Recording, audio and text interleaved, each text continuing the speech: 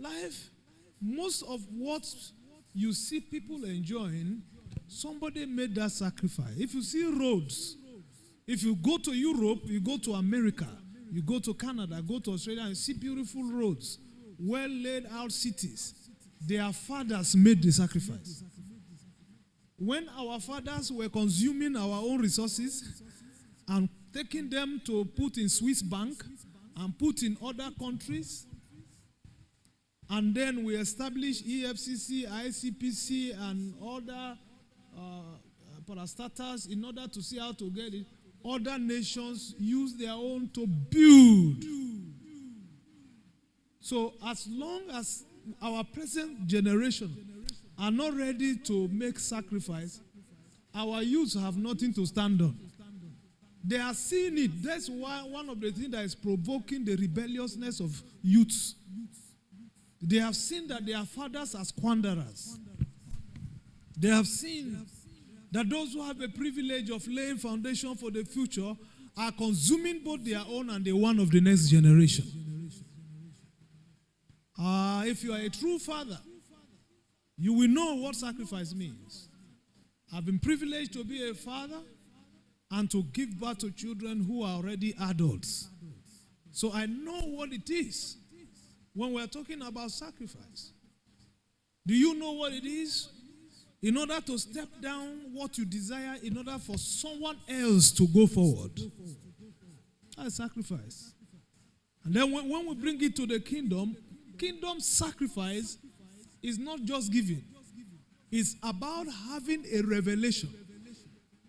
It's about having an understanding that sacrifice is a spiritual law that provokes divine intervention. It opens doors and secures eternal rewards. When we're talking about sacrifice, it's not about a pastor trying to cajole you, manipulate you to give. The truth is this: if you don't understand sacrifice, you will even hate whoever is motivating you to make sacrifice, even for your own life. There are children that the parents encourage them to read, they don't want to read. Encourage them to learn handwork, they don't want to learn. But when they become adults, they now start to beg.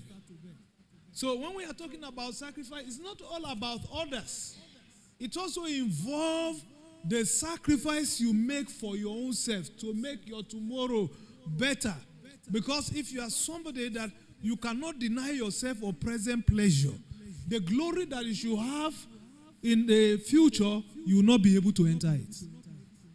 There were people who had the pleasure of having to work with their secondary school certificate, and they never went to university because of that again. They relaxed with a little money, bought some, a few things, and started enjoying a little thing, while their colleagues went ahead to the university. So the difference will be clear in the future. Many believers give, but few understand the mystery behind sacrifice. Until you understand it, you may practice it casually and miss its power. When you understand the revelation behind sacrifice, you don't need motivation again to sacrifice. As an adult, do you need motivation to brush your teeth? Do you need motivation to take your bath? Do you need motivation to eat? You don't need motivation because you know the value of those things to your life. So one way you know the value of a thing is to know the revelation behind that thing. What the pastor does is help to open your eyes so that you can see the truth, so that you can catch a revelation. A man that has a revelation of famine, you don't need to beg him to sow during famine season. He knows.